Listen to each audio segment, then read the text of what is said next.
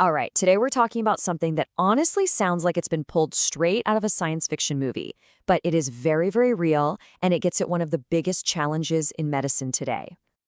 So let's just jump right in with the biggest question of all. Can we actually reverse the damage that comes with an aging brain? And I don't mean just, small improvements. We're talking about a fundamental reset. Is that even possible? Well, a brand new study, and this is in mice, mind you, offers a clue that is both fascinating and, yeah, pretty controversial. It's a story all about aging, our immune system, and one very radical experiment. To really get what this experiment is all about, you first have to understand the truly radical question these scientists were asking, and it gets right to the very heart of what Alzheimer's disease is.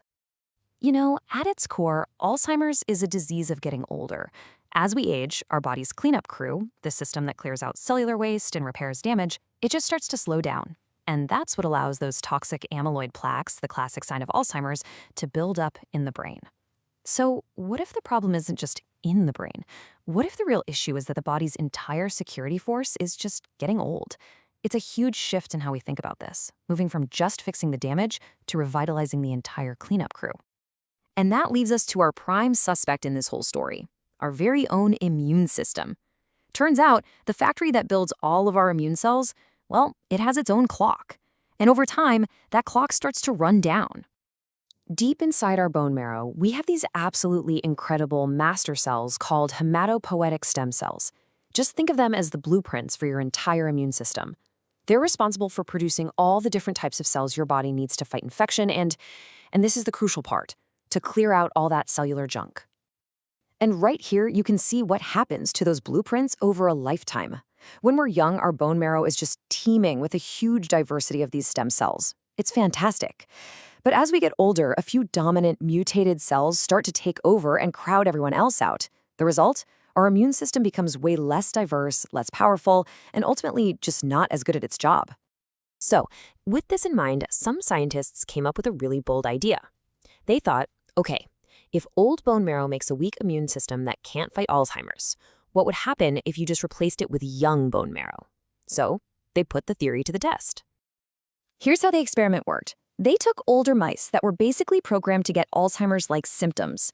Then, they gave this group a bone marrow transplant from healthy young mice. And to make sure the results were legit, they compared them to another group of older mice that got a transplant from mice their own age. So the only real difference was the age of the donor marrow. That's the key. So this was the moment of truth. Could a procedure this radical actually make a difference in a brain that was already showing signs of disease? The answer was, well, it was a total revelation. The results were just stunning. The older mice that got the young bone marrow showed a huge drop in those toxic amyloid plaques. But it didn't stop there.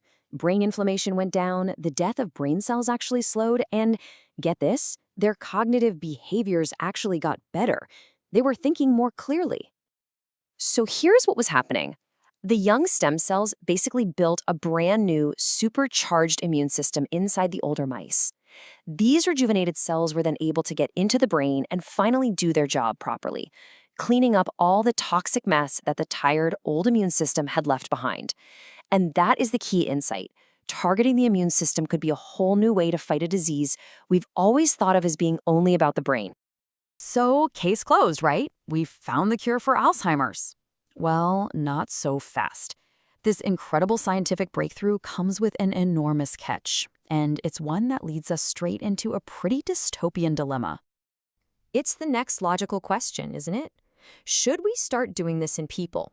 Should we start performing bone marrow transplants from young people to older patients to treat dementia?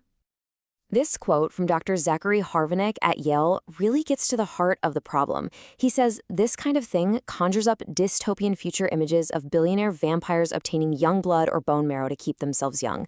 I mean, it paints a pretty stark picture of the ethical minefield we'd be walking into. And really, the expert consensus is clear on this. A bone marrow transplant is a really serious, risky medical procedure. Using it to try and prevent an age-related disease is just not a realistic or ethical path forward, at least not right now. But that does not mean this research is a dead end. In fact, it's the exact opposite. It's actually pointing us toward much smarter, safer, and more ethical ways to tackle this, giving us a whole new roadmap for future treatments. You see, the real value of this study isn't the procedure itself. It's what we learned from it. So now researchers are looking at some really exciting alternatives. For instance, what if you could bank your own bone marrow when you're young for a transplant back into yourself decades later? That's one idea. But the real holy grail is to figure out the exact anti-aging factors in that young marrow that make all the difference.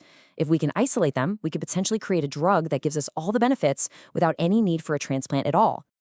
And that leaves us with this final question, doesn't it? This study in mice has kicked open a new door. It's proven that rejuvenating our body's own defenses could be a powerful weapon against Alzheimer's. But what will that future therapy look like? Will it be a complex, ethically charged transplant, or could it be something as simple and available to everyone as a pill? That's what we'll be watching for.